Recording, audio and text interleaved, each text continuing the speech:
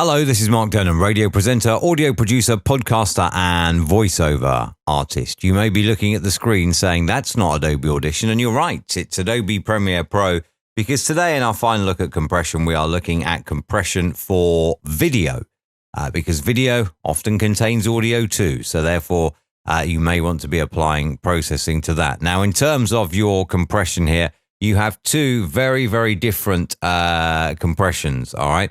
You have, let's say, just this simple thing here, which is just, and check out this video that I've made for my son, just a simple video. The voiceover actually goes with the second demo I've put together, which is Sequence 02, which is actually a video that I made for my son. My 4-year-old son loves trains, and we'll get onto that in a moment. But first, if we go back to Sequence 01, you can see there's only one track here.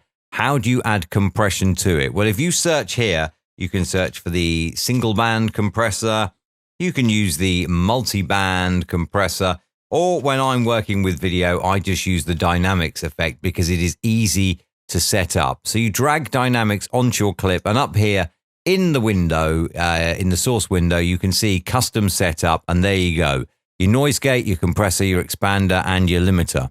We're looking at the compressor, so we'll set a threshold of -20. We'll have a ratio of, let's say, 3:1, and off we go. Hello, this is Mark Denham, and check out this video. And you can see there that the compressor is working away quite happily, video that I've made for my son, which has made it quite quiet. So what we'll do is we will add some makeup gain onto that now.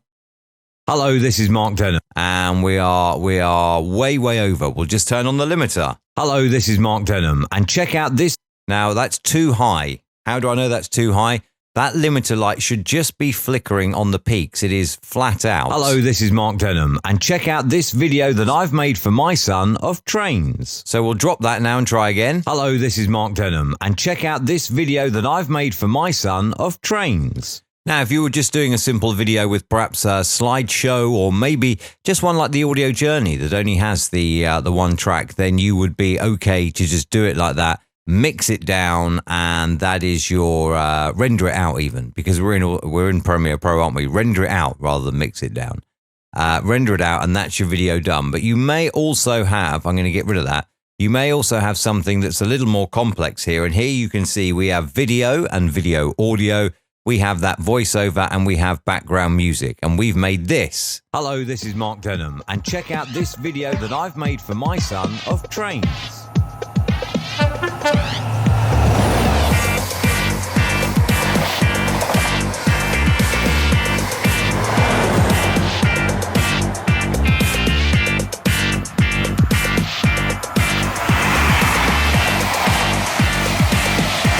Now, the first thing I would do there is I would go into the audio window, and that's going to bring up a mixer for me. Track 3, I would quite like to lower the volume a little of track 3. So I'm going to bring that down just a little. Hello, this is Mark Denham, and check out this video that I've made for my son of trains. Maybe I'd like to just boost that one a little because that's my, that's the video. So I want to boost this one. That's my voice. Hello, this is Mark Denham, and check out... Maybe not that far, though. That's perhaps too high. So we'll go back to the start again, and we'll just drop that down just a little, just maybe a tiny nudge up on that. Hello, this is Mark Denham, and check out this video that I've made for my son of trains. Now, we are slightly over-modulating where that train goes past. My son absolutely loves trains, so therefore... that's why we have this video, but you may notice that we are slightly over-modulating there. What we could do at this stage is we could then go in and we could limit each track, or we could process each track differently. I may want to add a little bit of EQ here to this one, and perhaps just a tiny little bit of compression. What I'll do first is I will add a bit of EQ, and I'll just use a default filter for this. I'm going to stick that on there. And you can see I can edit that up here. I'll just go with the loudness maximizer just for the ease of use here. And we will roll off the bass anyway. And then on top of that, I'm just going to add a small bit because I'm well aware that I'm going to add some compression to the final mix. But now I just want to add just a little bit there. And let's go with a ratio of 1.5 to 1, just to flatten it out ever so slightly. 1.5 to 1, and a makeup gain, let's say, of 5. Stick on the limiter and make sure that I don't peak. And then if we just listen to that on solo. Hello, this is Mark Denham, and check out this video that I've made for my son of trains. That's already quite heavily compressed, actually. Hello, this is Mark Denham, and check out this video that I've made for my son of trains. Now, you may say, how do I compress the overall thing? You could go in and you could add compression to the whole thing here by adding compression to that track and that track and that track and the music track and everything here. You may say, yeah, that's fine. That's fine. I can do that. But there is a much, much easier way to add compression if you have got something that has got maybe sound effects and music and narration in it. What you can do is you can do this quite simply. Okay, so we have this. Hello, this is Mark Denham, and check out this video that I've made for my son of trains.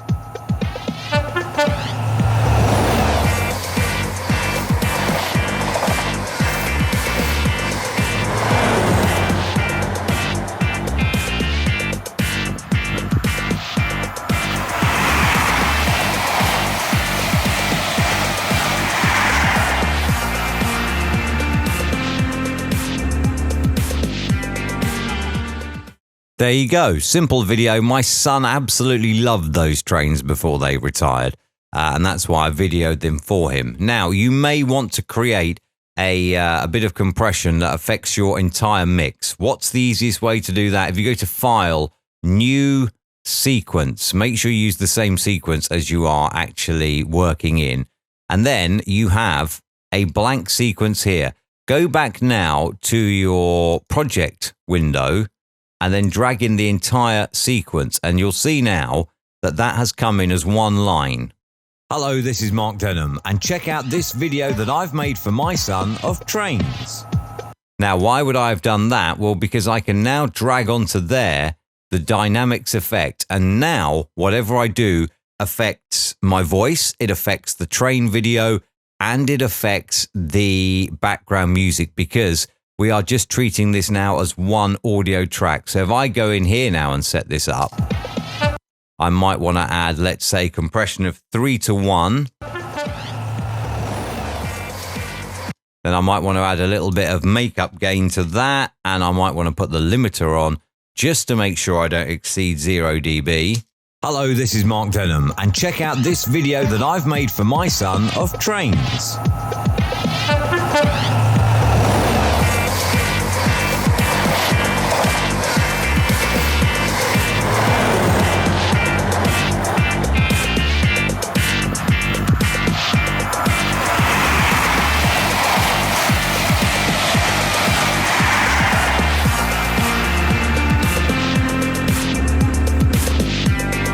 And there you go. That is the easiest way to add processing to your video. If you want to add EQ or anything, do it on the individual tracks here, and you can add EQ to your voice if you want, then do that on the individual tracks. If you want to compress your overall final product before it gets rendered out, what to do is create a new sequence. So the same sequence settings, 1920, 1080, 4K, whatever you're working in, create the new sequence and then drag your sequence that you have created here with all the different elements on it, your music, your narration, your sound effects, your video, whatever you're doing, drag that onto this empty sequence and then go back to the effects bin and choose dynamics, or choose whatever compressor you want. Could be the single band compressor, the multi-band compressor, or do it via the dynamics effect.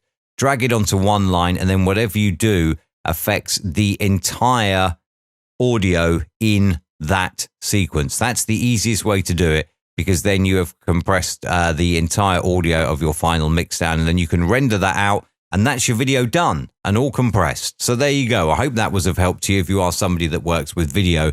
Hopefully that will be of help to you in how to apply compression to your video. As always, you can check out the entire audio journey series at markdenham.com. You will also find a contact tab there. If you have any questions, then you can just hit the contact tab and I will get back to you. If you're watching on YouTube, stick them as a comment below and I will get back to you. And of course, if there is anything I can do for you in terms of voiceovers, in terms of podcast production, in terms of DJ drops, all the details are on markdenham.com. Hope today's video audio tutorial has been of some help to you, go away and produce something visually and audibly even. What's the word for that? Go away and produce something amazing. How about that? That's better. I would normally say go away and produce some amazing audio, but go away and produce some amazing video and audio will perhaps be the way to end that. And what a way to ruin a video. Go away, do something good. How about that? Stay safe and stay indoors.